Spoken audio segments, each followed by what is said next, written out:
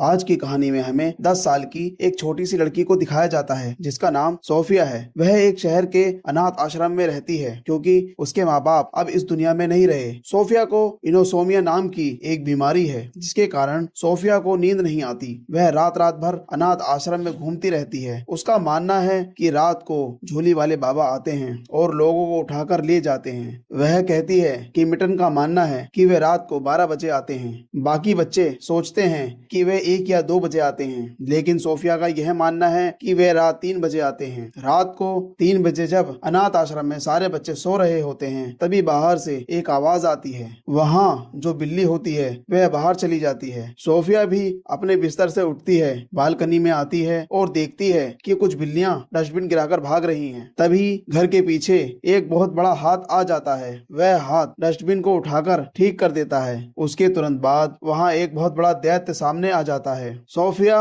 उसे देख लेती है और वह दैत्य भी सोफिया को देख लेता है। डरकर सोफिया अपने बिस्तर में आ जाती है, लेकिन वह दैत्य खिड़की के पास आता है और सोफिया को उठाकर अपने साथ ले जाता है। लेकिन वह दैत्य इंसानों से बच रहा होता है। जब भी उसके सामने कोई इंसान आता है तो वह कभी रूप बदलकर एक लैंप पोस्ट बन जाता है या कभी किसी गाड़ी के ऊपर अपने आप को सामान की तरह ढाल लेता है। वह खुद को लोगों और दुनिया से छिपा रहा होता है। इसके बाद वह दैत्य सोफिया को लेकर भागता है। वह कई नदियों और झरनों को पार करता हुआ बादलों से भी दूर एक दूसरे देश में पहुंच जाता है। यह देश होता है जॉइंट कंट्री, यानी दैत्यों का देश। यहाँ आने के बाद वह दैत्य सोफिया को अपने घर के अंदर ले जाता है। सोफिया यहाँ से भागने की कोशिश करती है, लेकिन दैत्य उसे बताता है कि यहाँ से जाने का कोई रास्ता नहीं है। वह कहता है अगर तुम्हारे पास पंख होते तो शायद तुम यहाँ से जा सकती थी। वह दैत्य बहुत बूढ़ा और विशाल होता है। फिर वह सोफिया को अपने पलंग पर रख देता है और कहता है मुझे बहुत भूख लगी है, मेरा पेट गुड़गुड़ कर रहा है। सोफिया को लगता है कि अब वह उसे खा जाएगा। तभी सोफिया को और भी दैत्यों के हंसने की आवाजें सुनाई देती हैं। वह दैत्य से पूछती है क्या यहाँ और भी दैत्य हैं? दैत्य जवाब देता है हाँ, यहाँ बहुत सारे दैत्य हैं और वे सब बहुत खतरनाक है। कोई इंसानों को कच्चा चबा जाता है, कोई बच्चों को निगल जाता है, कोई खून पी जाता है और कोई खाल खींच लेता है। सोफिया यह सुनकर डर जाती है। वह पूछती है क्या आप भी मुझे खाने वाले हैं? दैत्य कहता है नहीं, मैं इंसानों को खा जाऊं ऐसा हो ही नहीं सकता। दरअसल यह एक शाकाहारी दैत्य होता है। वह इंसानों को नहीं खाता बल्कि एक खास तरह की सब्जी जिसे कक्कड़ भुजा कहा जाता है, वह उस सब्जी को खाता है। यह सब्जी स्वाद में बिल्कुल भी अच्छी नहीं होती, लेकिन दैत्य मांस नहीं खाना चाहता, इसी कारण वह इसे खाकर अपनी जिंदगी का गुजारा करता है। सोफिया उससे पूछती है तुम मुझे यहाँ क्यों लेकर आए हो? दैत्य बताता है दरअसल तुमने मुझे देख लिया था। अगर तुम चिल्लाकर शोर मचाती तो सबको मेरे बारे में पता चल जाता। इसके बाद इंसान मुझे पकड़ लेते और साथ ही इस दैत्य देश में भी आ जाते। यहाँ जितने भी दैत्य हैं उन सबको इंसान मार देते। इसी वजह से मुझे तुम्हें यहाँ लाना पड़ा।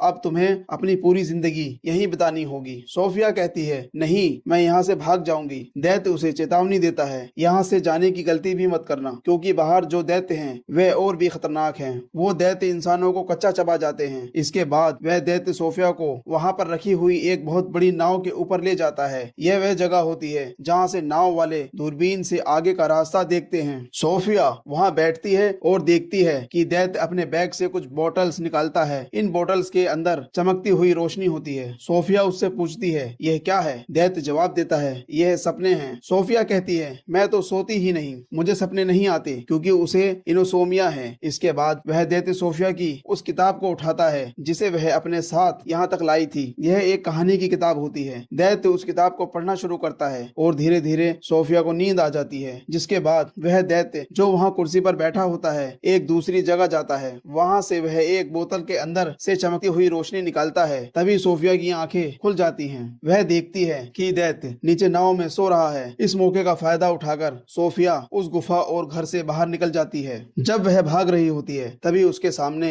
एक बहुत विशाल दैत्य आ जाता है जो पहले वाले दैत्य से भी कई गुना बड़ा और खतरनाक होता है। सोफिया जोर से चिल्लाती है, लेकिन उसकी चीख का उस दैत्य पर कोई असर नहीं होता। वह दैत्य सोफिया को जिंदा निकल लेता है। तभी सोफिया की आंखें खुल जाती हैं। दरअसल यह सब एक सपना होता है। सोफिया देखती है कि वह दैत्य सामने कुर्सी पर बैठा हुआ है। वह कहती है यह तुमने किया है क्योंकि मुझे सपने नहीं आते और यह सपना बहुत ही भयानक था। दैत्य कहता है ऐसा करना जरूरी था, तुम्हें यह दृश्य दिखाना जरूरी था ताकि तुम यहाँ से कभी भी जाने की कोशिश ना करो। फिर वह दैत्य बताता है यहाँ के बाकी दैत्य उनके सामने मैं मूंगफली के बराबर हूँ, वे बहुत ही विशाल हैं और इंसानों को खा जाते हैं। जब ये दोनों बातें कर रहे होते हैं तभी वहाँ एक बहुत विशाल दैत्य आ जाता है। वह उस छोटे दैत्य से जो सोफिया को पकड़कर लाया था कहता है तू किससे बात कर रहा है रे चिरकुट। दरअसल यहाँ सभी उस छोटे दैत्य को चिरकुट कहते हैं क्योंकि वह साइज में बाकी दैत्यों से बहुत छोटा होता है। वह छोटा दैत्य कहता है मैं किसी से बात नहीं कर रहा, उसने सोफिया को छिपा दिया होता है। फिर वह बड़ा दैत्य कहता है मेरी उंगली में चोट लगी है, इसे ठीक कर दो, पट्टी कर दो। जब वह छोटा दैत्य उसकी उंगली की पट्टी कर रहा होता है तभी उस विशाल दैत्य को इंसान की खुशबू आ जाती है और वह चारों तरफ ढूंढना शुरू कर देता है। सोफिया जल्दी से वहाँ रखी हुई सब्जी जिसे यहाँ कक्कड़ भुजा कहा जाता है उसके अंदर छिप जाती है। जब वह दैत्य उस सब्जी को सूंघता है तो उसे उसमें एक अलग सी खुशबू आती है। दरअसल दैत्य आमतौर पर ये सब्जियां नहीं खाते, लेकिन सब्जी के अंदर सोफिया इंसान है इसलिए उसमें से यह अजीब महक आ रही होती है। वह दैत्य उस सब्जी को खाने ही वाला होता है कि तभी वह छोटा दैत्य जो सोफिया को लेकर आया था उसे देख लेता है। वह छोटा दैत्य तुरंत उस बड़े दैत्य के हाथ पर लटक जाता है और कहता है तू शायद भूल गया, तुझे तो सब्जियों से चिढ़ है। यह सुनकर वह बड़ा दैत्य सब्जी को नीचे फेंक देता है और कहता है हाँ मुझे तो सब्जियों से चिढ़ है। इसके बाद वह वहाँ से चला जाता है। अब वह छोटा दैत्य जो सोफिया को लाया था कहीं जा रहा होता है। तभी सोफिया उससे पूछती है आप कहाँ जा रहे हो? वह दैत्य बताता है मैं काम पर जा रहा हूँ। सोफिया उससे पूछना चाहती है कि वह क्या काम करता है, लेकिन वह दैत्य उसे बताना ही नहीं चाहता। पर सोफिया के जिद करने पर वह कह देता है मैं सपनों को पकड़ने जा रहा हूँ। सोफिया कहती है मैं भी आपके साथ चलूंगी, लेकिन वह दैत्य उसे अपने साथ ले जाना नहीं चाहता क्योंकि बाहर जो बड़े दैत्य सो रहे हैं, अगर वे जाग गए और सोफिया को देख लिया तो उसे जिंदा खा जाएंगे, इसलिए वह यह खतरा मोल नहीं लेना चाहता। जब सोफिया बहुत ज्यादा जिद करती है तो वह आखिरकार उसे साथ ले जाने के लिए तैयार हो जाता है। बाहर सभी दैत्य सो रहे होते हैं और वह दोनों चुपके से उन्हें पार करना चाहते हैं, लेकिन तभी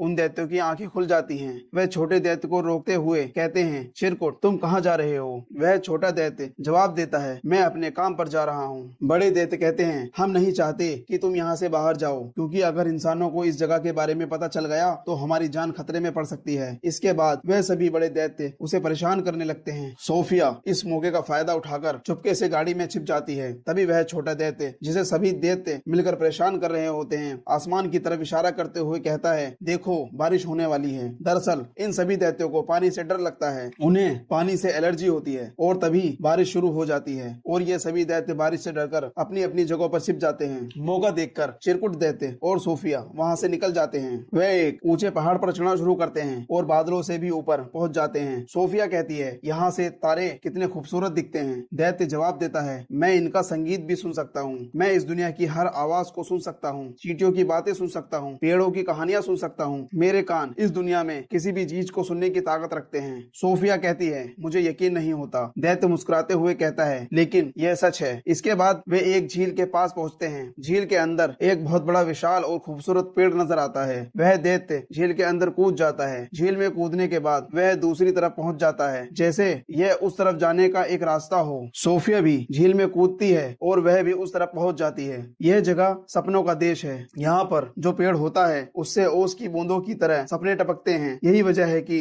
वह दैत्य यहाँ आया है सपनों को पकड़ने के लिए। सोफिया और वह दैत्य दोनों बहुत सारे सपने पकड़ते हैं, लेकिन इन पेड़ों से सिर्फ अच्छे सपने ही नहीं बल्कि बुरे डरावने सपने भी टपकते हैं। और इसके बाद ये दोनों सपने पकड़कर वापस जाने लगते हैं। अब यह दोनों एक दूसरे को अच्छे से जान चुके होते हैं। वे एक दूसरे को पसंद करने लगते हैं। वो दैत्य नन्ही सोफिया को बताता है यहाँ पर सब मुझे रंट यानी कि चिरकुट कहते हैं, लेकिन जिंदगी के एक मोड़ पर मुझे कोई ऐसा मिला था जो मुझे बिग फ्रेंडली जायंट यानी कि बड़े फरिश्ते जी कहता था। सोफिया मुस्कुराते हुए कहती है आज से मैं भी आपको बिग फ्रेंडली जॉइंट यानी कि BFG कहकर पुकारूंगी। अब ये सपने पकड़कर लंदन की गलियों में जाते हैं जहाँ बच्चे अपने अपने घरों में सो रहे होते हैं। BFG उनकी नींद में बहुत अच्छे अच्छे सपने डाल देता है ताकि उनकी जिंदगी में और उनके सपनों में खुशियां भर जाएं। दरअसल BFG एक अच्छा दैत्य है, यही कारण है कि वह सपनों के देश से अच्छे अच्छे सपने पकड़ कर लाता है और सोते हुए लोगों के दिमाग में उन सपनों को डाल देता है। वह चाहता है कि कम से कम उनके सपनों के जरिए उनकी जिंदगी में खुशियां आए। यहाँ पर सोफिया BFG से पूछती है, यह सपनों के बारे में आपको क्या आपके माँ बाप ने बताया है? वो कहता है, दैत्य के माँ बाप नहीं होते। इसके बाद सोफिया उससे उसकी उम्र पूछती है। वह कहता है, जितनी उम्र इस धरती की है उतनी मेरी भी है। दरअसल जब से ये धरती बनी है तभी से दैत्य इस धरती पर होते हैं, लेकिन ये इंसानों से छुपकर रहते हैं। अब जब इनका काम यहाँ खत्म हो जाता है तो ये वापस दैत्य देश जाने वाले होते हैं। तभी सोफिया बोलती है, मेरा कंबल कहाँ है? दरअसल उसका कंबल वहीं दैत्य देश में छूट गया होता है और इस बात से BFG परेशान हो जाता है। वह कहता है, अब तुम्हें वापस नहीं जाना चाहिए। उन दैत्यों को पता चल चुका होगा कि यहाँ पर कोई इंसान भी है। BFG उसे बताता है, बहुत पहले मुझे तुम्हारी तरह एक नन्हा दोस्त मिला था। उसकी दिल की आवाज भी उतनी खामोश थी जितनी तुम्हारे दिल की आवाज है। फिर उसने मुझे देख लिया और मैं उसे दैत्य देश ले गया। उसी ने मुझे पढ़ना भी सिखाया और जो लाल जैकेट तुमने पहनी है यह भी उसी नन्हे दोस्त की है। और इससे पहले कि मैं उसे वापस इस दुनिया में लेकर आ पाता बहुत देर हो चुकी थी। मैं नहीं चाहता कि तुम्हारे साथ भी ऐसा हो। और फिर वह सोफिया को छोड़कर वहाँ से चला जाता है। हालांकि सोफिया उसे ऐसा करने से मना कर देती है, लेकिन वह उसकी बात नहीं मानता। सोफिया अपने अनाथ आश्रम जाती है और अपनी बालकनी में जाकर खड़ी हो जाती है। वह जानती है कि BFG आसपास ही है और फिर वह वहाँ से कूद जाती है और इससे पहले कि वह जमीन पर गिरती BFG आकर उसे पकड़ लेता है। सोफिया की जिद एक बार फिर से माननी पड़ती है और वह उसे वापस दैत्य देश ले जाता है। यहाँ पर सभी दैत्य उसका इंतजार कर रहे होते हैं क्योंकि उन सबको पता है कि चिरकुट के पास यानी BFG के पास कोई इंसान है और ये दैत्य किसी भी हालत में उस इंसान को खाना चाहते हैं क्योंकि इनके पास वह कंबल होता है जिसके अंदर सोफिया की खुशबू होती है। यह सभी दैत्य पूरे घर को तहस नहस कर देते हैं और जिस कंबल में सोफिया की खुशबू होती है BFG उसे जला देते हैं और फिर सभी दैत्यों को अपने घर से भगा देते हैं। अब जब सोफिया छुप रही होती है तभी वहाँ पर उसे एक तस्वीर दिखती है और यह तस्वीर होती है इंग्लैंड की महारानी की। और इस तस्वीर को देखने के बाद सोफिया के दिमाग में एक आइडिया आता है। वह BFG से कहती है, तुम एक बहुत भयानक सपना बनाओ और इस सपने में तुम महारानी को यह दिखाना कि 9 के 9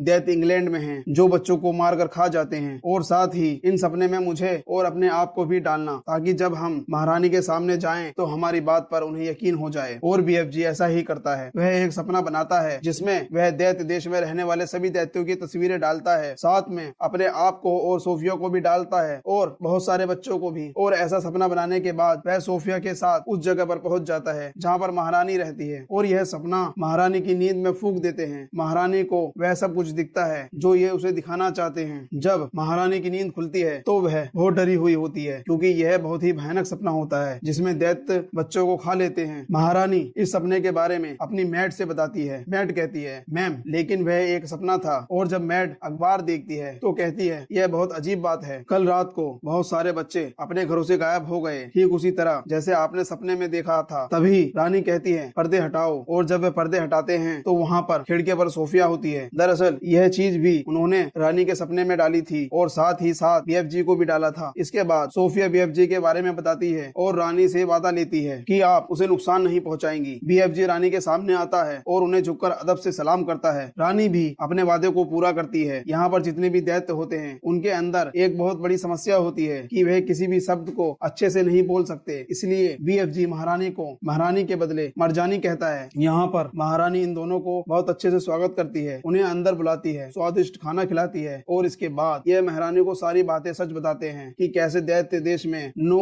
ऐसे दैत्य हैं जो बच्चों को इंसानों को खाते हैं। महारानी इनकी मदद करने के लिए तैयार हो जाती है। वह अपनी आर्मी को इनके साथ भेजती है। दरअसल दैत्य देश में कोई भी नहीं पहुंच सकता, लेकिन BFG रास्ता बताता है और महारानी की आर्मी BFG के पीछे पीछे दैत्य देश तक हेलीकॉप्टर से पहुंच जाती है। वह सब एक जगह रुक जाते हैं क्योंकि ये एक प्लानिंग के साथ हमला करना चाहते हैं और BFG प्लान बनाता है कि वह एक ऐसा सपना बनाएगा जिसे दिखाने के बाद इन सबको उन चीजों पर पछतावा होगा जो भी इन्होंने किया है। वो BFG ऐसा सपना बना लेता है, लेकिन जब वह इस सपने को इन सोए हुए दैत्यों के मन में फूकने के लिए जाता है तो उसे याद आ जाता है कि वह सपना फूकने वाला यंत्र महारानी के महल में भूल गया है और उसके बिना ऐसा नहीं किया जा सकता क्योंकि इन दैत्यों के पास जाना खतरनाक है। लेकिन तभी सोफिया उस सपने वाले जार को उठाती है और उस जगह पहुंच जाती है जहाँ पर सारे दैत्य सोए होते हैं। लेकिन इससे पहले कि वह उस जार को तोड़ती, वहाँ पर इन दैत्यों का जो सबसे बड़ा दैत्य जो सरदार होता है वह उठ जाता है और जैसे ही वह सोफिया पर हमला करने वाला होता है। सोफिया उस सपने वाले जार को तोड़ देती है और बाकी सोए हुए दैत्यों के मन में वह सपना और रोशनी चली जाती है। जब सारे दैत्य उठते हैं तो उन सबके अंदर पश्चाताप होता है, लेकिन एक दैत्य जो सबसे पहले उठ गया था, जो इन सबका सरदार है, वह पूरे होश में होता है और इससे पहले कि वह सोफिया को मारता वहां पर बीएफजी आ जाता है। वह उसका हाथ पकड़ लेता है, लेकिन बीएफजी उनके सामने कुछ भी नहीं है। वह दैत्य बीएफजी को अपने हाथ में उठा लेता है और जैसे ही वह उसे मारने वाला होता है वहां पर हेलीकॉप्टर आ जाते हैं और वो इन सभी दैत्यों को पकड़कर अपने साथ ले जाते हैं और समुद्र के बीच में एक टापू पर छोड़ देते हैं। चारों तरफ पानी है। यह दैत्य पानी से डरते हैं, इसलिए यह समुद्र पार नहीं कर सकते और हमेशा के लिए इस टापू पर फंस जाते हैं। महारानी इनके लिए यहाँ पर कक्कड़ बुझे के बीज भी फेंक देती है ताकि ये उन बीजों से यहाँ पर खेती करें और जिंदगी भर कक्कड़ बुझे खाएं। कक्कड़ बुझों से इन लोगों को नफरत है, लेकिन बीएफजी इसी सब्जी को खाता था। लेकिन अब इन दैत्यों के पास कोई ऑप्शन नहीं है। इन्हें जिंदगी भर इसी टापू पर रहकर खेती करके कक्कड़ बुझे खाने पड़ेंगे और अंत में यह दिखाया जाता है कि सोफिया अब अनाथ आश्रम में नहीं रहती, बल्कि वह महारानी के साथ उनके महल में रहती है। अब उसे अकेलापन और उदासी बहुत कम महसूस होती है और जब भी वो चाहे वह बीएफजी से बात कर सकती है, क्योंकि बीएफजी के कान इस दुनिया की सारी आवाजों को सुन सकते हैं। वहीं दूसरी तरफ बीएफजी ज्वाइंट देश में यानी कि दैत्यों के देश में अकेले हैं। अब वह सिर्फ वहाँ पर कक्कड़ बुझे नहीं, बल्कि और भी कई सारी सब्जियां उगाते हैं और वह भी अपनी जिंदगी में खुश है। सोफिया हर सुबह उठकर खिड़की के पास आकर बीएफजी को गुड मॉर्निंग कहती है।